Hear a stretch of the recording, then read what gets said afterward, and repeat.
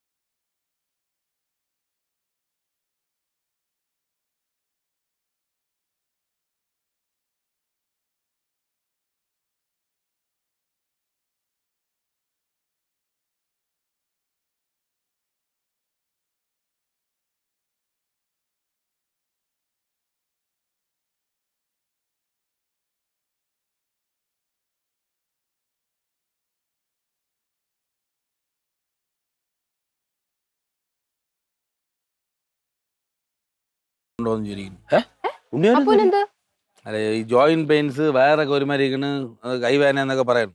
ഓ, കൈവേദനയുടെ കാര്യം പറഞ്ഞപ്പോഴാണ് കൈക്ക് ഇപ്പൊ ഭയങ്കര വിറയല് അപ്പൂന്.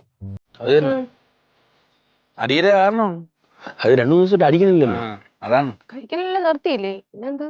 അല്ല മോളെ, ഈ പെട്ടെന്ന് വെള്ളോടി നിർത്തിയാലും ഇങ്ങനെ ബുദ്ധിമുട്ടുകളുണ്ടാവും.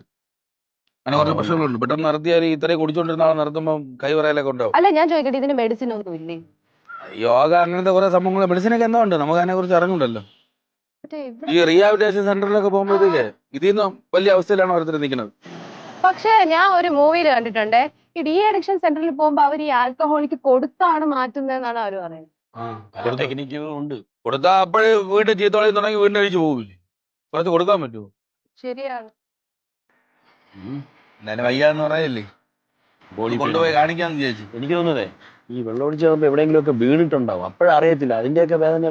അതുകൊണ്ട് വയ്യം കാലത്ത് മൊത്തം മുറിവാണ്. കഴിഞ്ഞ 3 ദിവസത്തിന് മുന്നേ വീണിട്ട് കാലൊക്കെ മുറിച്ചു വെച്ചോണ്ടല്ലേ.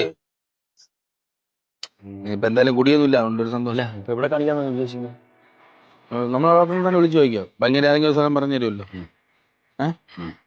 അത് വരും കാശില്ല വേണ്ട. അതെ, വേറൊരു കാര്യം ശ്രദ്ധിക്കുന്നത്, ഇത്ര നാൾ കുടിച്ചോണ്ടിരുന്ന ആളാണ്. അതാണ് ഇനിയിപ്പോ പുറത്ത് വിട്ടുകളായത്. അതാണ് ഈ കുടിക്കണമെന്നുള്ള ടെൻഡൻസി എപ്പോഴും കാണും. അതുകൊണ്ട് അത് വളരെ അതാണ് പുറത്ത് വിടാതെ നമുക്ക് നോക്കണം. അങ്ങനെ പുറത്ത് പോകൂല, ഞാൻ പോയി നോക്കിയിട്ട് വരാം. എന്തായാലും അങ്ങനെ നമ്മളെ വെട്ടിച്ചൊന്നും പുറത്ത് പോകാൻ പറ്റൂല. ശരി, ഞാൻ എന്തായാലും ഒന്ന് പോയി നോക്കിയിട്ട് വരാം.